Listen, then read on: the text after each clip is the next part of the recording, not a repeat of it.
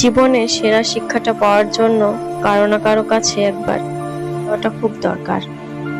কষ্ট তো তখনই হয় যখন কেউ অনেকটা কাছে এসে আবার দূরে চলে যায়। সম্পর্ক চলাকালীন নয়, সম্পর্ক ভাঙার পর বুঝবে কাকে কার কতটা প্রয়োজন ছিল।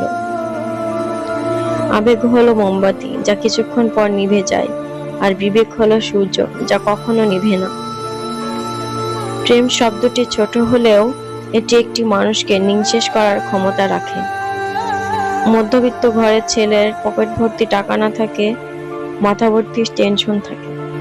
চিৎকার করে কখনো নিজেকে নির্দোষ প্রমাণ করা যায় না, মাঝে মাঝে চুপ থাকতে হয়। কেউ ভুলে যায় না প্রয়োজন শেষ, তাই আর যোগাযোগ রাখে না।